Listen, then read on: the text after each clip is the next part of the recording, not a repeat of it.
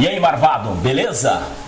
Galerinha, hoje eu tô aqui com um cara casca grossa, é como se fosse um papaléguas. O cara corre muito e tem muita história. E eu vou bater um papo com o Paulo Alves dos Santos. Ou posso chamar o Paulo Papaléguas, né? Porque o cara é corredor, né? Isso aí, Paulo Papaléguas, me deram esse nome aqui em Três Lagoas, né? E eu fico muito feliz com isso. Ó, vou falar aqui porque o script do Marvado é aquele mais, né? Olha a letra, horrorosa, mais derrubado do mundo, mas vamos começar aqui, ó.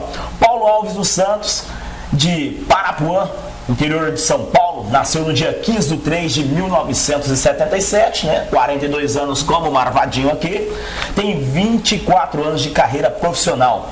O cara é corredor nato e tá aí nesse esporte maravilhoso, que é um esporte democrático. Colocou um tênisinho no pé, sebo nas canelas e glória para quem tem mais velocidade, né?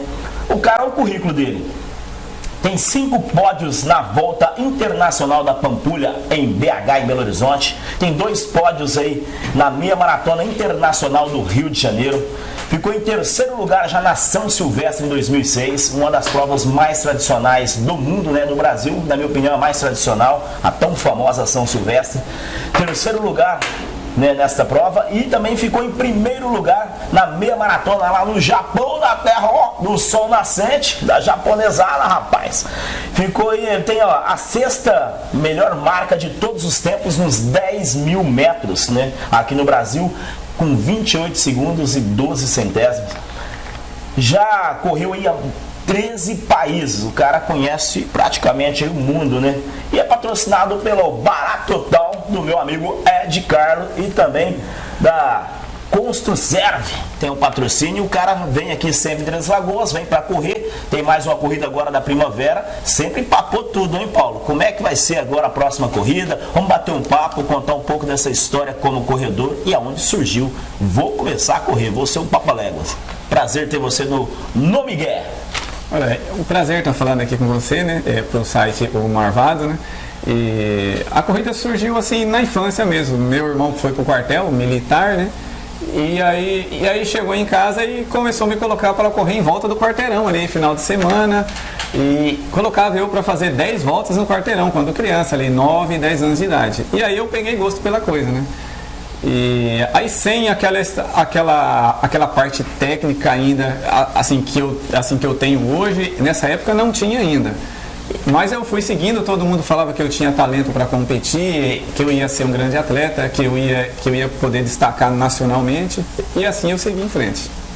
E aí foi correndo o mundo afora. Qual foi a sua primeira prova, aquela prova mais importante? Falou, não, essa vai ser essa minha primeira prova, eu tenho que dar meu gás total. Qual foi a primeira mais importante da sua carreira? Minha primeira prova no adulto que eu venci, né, que é uma prova que marcou bastante a minha carreira, foi em 1996, minha primeira prova. Eu ainda era juvenil, na categoria júnior, eu tinha feito naquele ano o Expo Mundial Juvenil, mas só classificava 3 atletas na final. Eu acabei sendo o 4 e logo na sequência teve uma competição em Bauru. E foi minha primeira prova nível adulto que eu venci. Na época eu venci um atleta que tinha vindo dos Jogos Olímpicos e foi a primeira competição que me colocou no cenário. Todo mundo começou a me ver. E aí nessa época eu consegui um patrocínio do Cruzeiro depois de Belo Horizonte e a coisa foi engrenando cada vez mais. E aí você falou, vou viver da corrida, né? Isso, aí voltei para casa. Essa época a minha equipe, eu estava morando em Lins, o Lins Country Club, tinha voltado para casa, mas as portas se abriu no Cruzeiro depois. E aí eu falei, vou viver de corrida mesmo, e aí segui em frente. Quando foi a primeira vez que você conseguiu correr internacionalmente, sair fora do país para praticar uma prova de rua dessa, e como é que foi essa experiência, a primeira vez que sai fora do país? Em 2002, eu já estava treinando com um técnico, né, que eu treinei a carreira inteira com ele, e eu fechei um contrato com uma marca esportiva e ele me colocou na Maratona de Paris, só que para fazer só pace até a metade, né, como se diz, coelho, né, numa maratona correndo até os 21 km. E aí foi a minha primeira vez que eu fui numa corrida internacional. E aí eu vi realmente que o nível internacional é diferente, era outro. Muitos africanos de toda parte mesmo. Aí eu vi que realmente o atletismo não era tão pequeno quanto o mundo que eu vivia aqui. Agora, já que a gente está aqui no Miguel, e no Miguel sempre é assim, muita descontração, brincadeira. Quando você foi correr a primeira vez lá em Paris, como é que é? Realmente o francês não gosta muito da ducha, não? O negócio lá tem que ir só do perfume? Na hora de correr, você sentiu algum arzinho diferente? O francês tem essa fama mesmo, né? Por causa dos perfumes bons que tem lá, né? Mas realmente, o francês é um povo assim, tranquilo, é um povo um pouco mais fechado mesmo, né? Não, assim, mas não deu para perceber muito isso, não. Banho nem pensar, né? Não, francesada, hein? Ô Paulo, essa questão de corrida de rua, o que você tem para falar, assim? Porque hoje em dia está crescendo cada vez mais, né, a corrida de rua, vários eventos em várias cidades. Três Lagoas hoje está virando um berço aí da corrida de rua, com muita gente praticando. O que você tem a dizer para esses atletas que querem começar e tem algumas corridas que são uma pegada muito forte? O que o cara tem que fazer para ele não chegar no final da corrida dando PT já? Olha, eu acho que basicamente é começar devagar, né? Começar com uma planilha de treinamento, uma planilha suave, uma planilha leve. Mas outra coisa que eu falo muito para os atletas, quem quer começar a competir, fazer um bom check-up médico também, não dá para sair correndo, colocar um tênis e correr. É bom saber se tem um histórico, alguma doença, alguma coisa na família, porque é sempre bom saber tudo isso, né? E após isso, estiver liberado por um doutor a parte cardíaca, essa parte, aí é começar a perder peso, né? Porque a maioria das pessoas que tentam competir estão um pouquinho acima do peso. Então vai forçar joelho, articulação, vai forçar um pouco mais. Então é bom começar leve para baixar um pouco o peso e aí sim depois aumentar a quilometragem, fazer um pouquinho a mais de quilometragem para poder terminar um evento como esse sem sofrer tanto, né? Não, beleza. É pra você, o cabecinha de Irmão, que acha que é chegar aí pra sair correndo, tá gordinho igual o Marvado? Então vai devagar, ô Marvadinho, cabecinha, porque senão já viu, né, da BO. E eu tô falando aqui com o Paulo Alves dos Santos. Eu já chamei o cara de Paulo Papaléguas, porque corre muito e aqui em Três Lagoas ele é o rei das corridas de rua aqui, porque todas as vezes que veio aqui, papou um prêmio em primeiro lugar, né? Um cara que tem uma experiência, uma bagagem muito grande e agora tem mais uma prova. Como é que tá a expectativa para mais essa prova aqui em Três Lagoas? Olha, a expectativa é boa, né? Fizemos essa semana bons treinamentos, esses últimos 15 dias, né? E eu foquei mais em treinamento agora, não competi. E espero estar bem, espero estar soltinho, como diz na gíria, estar soltinho para competir hoje e fazer uma corrida fácil também hoje à noite. Qual que é a diferença, você que corre já internacionalmente, viu esses africanos, o porquê que os africanos têm essa qualidade, essa resistência maior do que os demais aí no mundo todo? Chega na maratona de Boston, a maratona aqui no Brasil, maratona na França, na Europa, os caras sempre estão papando tudo. O porquê, na sua opinião, que eles são tão resistentes assim? Um diferencial dos africanos, em geral, África, Etiópia e alguns países mesmo lá, é que vivem na altitude, né? Eles vivem em grandes altitudes, né? Ali 2.800, 3.000 metros acima do nível do mar. Eu mesmo, quando subi no pódio da São Silvestre, fiz preparação na altitude, na Colômbia. E isso é muito importante, é fundamental para um atleta que quer competir em alto rendimento, é fazer preparação nessas grandes altitudes. Igual eles, que eles descem da altitude para cá e aí vem correndo fácil. Rapaz, hoje eu tô tendo um auxílio legal aqui do nossos amigos Ed Bike, que tá por aqui também assistindo essa filmagem. Tem o Ed Carlos, os caras são xará. O Ed Carlos, que é o do Barato Total, e tá dando aquela assistência. Então, uma pergunta legal aqui: qual a diferença entre correr de 5 a 10K? Olha, 5 km eu penso assim, que você não pode pensar muito na hora de que larga. Largou, tem que ir para cima desde o primeiro quilômetro. Agora um 10 km você tem que dosar um pouquinho sua energia ali nos primeiros 3, 4 km para sentir a prova. Aí depois você consegue cadenciar já no seu ritmo. Mas basicamente você vai correr forte o 10 também, só que o 5 você vai correr um pouco mais rápido já assim de início.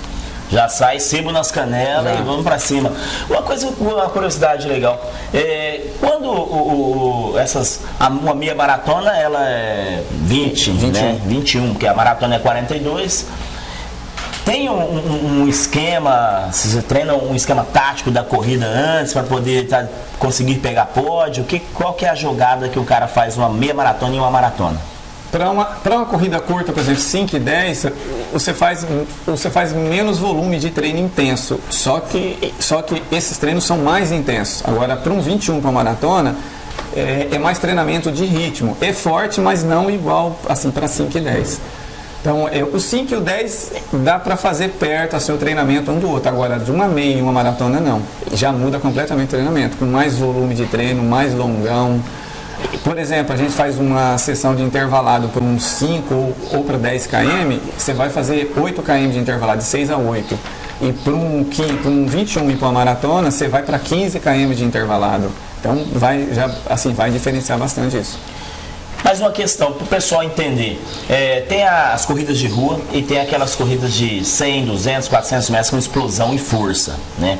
Qual que é a diferença? Explica aí para a galera que está assistindo a gente. Tem muita gente que não sabe. O pessoal do mundo da corrida sabe que é essa diferença. Mas qual a diferença para um cara que corre uma corrida de rua 5, 10, 20, 21, 42K e um cara que corre aí aquelas corridas de explosão de 100, 200 metros rasos? Eu costumo dizer que o velocista nasce velocista e o fundista nasce fundista, né? Isso determina lá na fibra, né? Cada atleta nasce com essa fibra. Ou predominância de fibras brancas, como diz a ciência, que é a fibra da velocidade, ou fibras vermelhas, né? Que é a fibra da resistência. Então, você nasce com isso, né? Então, não tem como.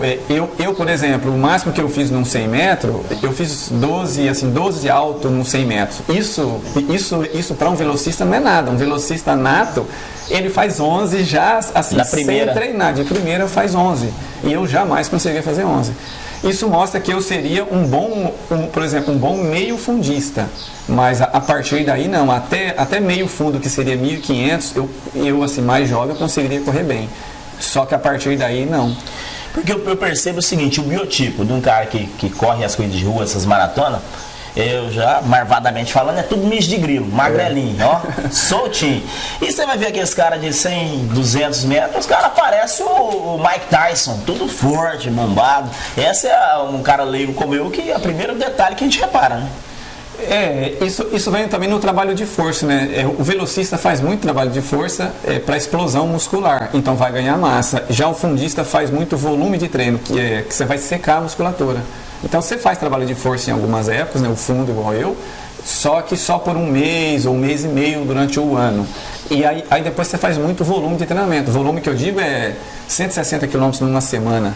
Então isso enxuga a musculatura, vira esses atletas magrinhos que você está falando aí. Então você, o beijinho de grilo, cabecinha de limão, é o seguinte, tem chance no esporte também, não é só os caras malvadão não. Quando você estava lá na escola que os grandão te zoavam, lembre-se que no futuro você vai correr mais do que eles. O seguinte, pra gente brincar um pouco, qual foi a maior presepada que você viveu na corrida? O que aconteceu com você assim na corrida? Você falou, rapaz, aquilo ali foi problema mesmo. Mas aqui não sei, problema mesmo, hein, cabô? O que aconteceu? Olha, já competi evento, por exemplo, em Campo Grande uma vez. Eu estava vencendo a prova, uma quadra na frente, e o batedor errou o percurso comigo. Entrou numa rua sem saída. E eu imagino, ganhando o GP Campo Grande, e o batedor entrou numa rua sem saída e depois olhou para mim e falou, erramos o percurso. E aí voltamos, aí eu cheguei no meio da galera. Depois a organização resolveu lá na organização, me deu o prêmio, só que eu não subi no pódio. Mas foi um caso inusitado que aconteceu comigo. Aí dá pra pegar o batedor, hein? Aí bateu mesmo. Marvado esse batedor. Vamos contar de coisa boa. No Brasil, a São Silvestre, a nossa mais tradicional prova, ela fica aí 15 quilômetros, né? 15K. Como o pessoal gosta de falar aí das corridas. Qual o diferencial da São Silvestre? Porque ela não chega nem a ser uma meia maratona, só que ela é uma prova de rua mega conhecida, até porque a TV aberta mais famosa do Brasil abraçou essa prova há muitos anos atrás e vem transmitindo toda virada de ano. Qual que é a emoção de correr a São Silvestre? Olha, sem dúvida, a São Silvestre é uma vitrine, né? Todo atleta que está competindo, então quando você fala que você é atleta, que você corre coisa de rua, já vem aquela pergunta, e a São Silvestre, você já correu? Então, ele é uma vitrine, né? Você subir no pódio da São Silvestre, abre as portas mesmo assim, para patrocínio, convites em outros países, como aconteceu comigo na época. E é um sonho, você tá ali em cima, passa um filme da sua vida ali na sua cabeça, porque é um sonho de todo atleta estar naquele pódio. Né? Pra gente finalizar, perguntar, eu sou lá o garoto na vila ali, tenho vontade de ser um atleta, assisto as corridas de rua pela televisão, eu quero virar um corredor de rua. O que eu tenho que fazer? Por onde começar? Qual que é a ideia que eu tenho que ter para mim começar a ser um cara dessas corridas de rua e também conseguir brilhar nesse mundo? No fundo, assim, longa distância, basicamente ele leva, alguns atletas faz resultado assim mais expressivo com 5 anos de treinamento, outros com 3, isso varia. Mas basicamente seria rodar mesmo, pegar a estrada e fazer volume de treino, até você trabalhar mais a sua capacidade pulmonar, e aí você vai estar suportando competir assim num nível mais alto.